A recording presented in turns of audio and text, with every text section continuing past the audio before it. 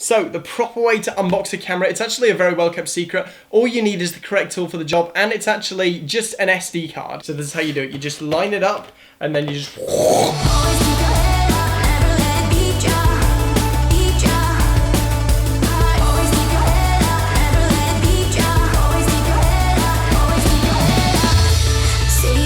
Hey guys, how's it going? Will here, and today I am bringing you a brand new camera unboxing. This is the Sony A6500, and in my opinion, this is one of the best budget 4K cameras out there at the moment. This is the top of the line camera in Sony's APS-C line, so that basically means you just overall get a better experience. You get IBIS, which is so helpful when you're shooting handheld.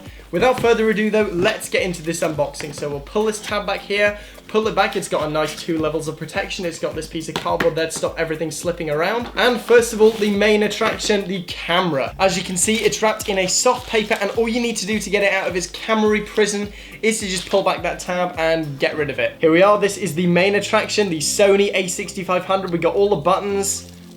And there we go. If we tilt it up, you can see the sensor. It feels great in the hand. It's really robust. Gonna pop that back on for now. You might not be able to see it very well. That's the closest I could get it, by the way, because the light's set up in such a way that it would just be...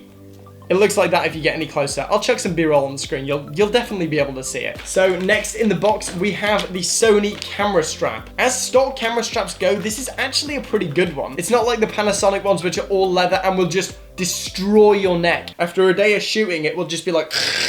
It's like sandpaper. So this right here is better than that. Next, we have our little power brick, which is it's just a little power brick. It kind of acts like a middleman for the 2 charging cables. So the first one is this micro USB cable. This actually plugs directly into the camera. Unfortunately, a dedicated battery charger isn't included in this box, but you do get the cable and you do get the brick. Next, of course, you need to plug it into the wall to provide any charge to your camera. So this right here is Sony's included power cable. This just right into the wall, then you plug it into the power brick. You plug the power brick into the micro USB, then you plug in your camera and you're ready to charge. Other than manuals, that's all you get in the box, but if you already have a lens, that's pretty much all you need. I would recommend getting a dedicated battery charger as well as a second battery, as this thing chews through batteries like it's nothing. I mentioned that as well as other useful stuff in my review right up there, but as of now, let's take a closer look at this camera.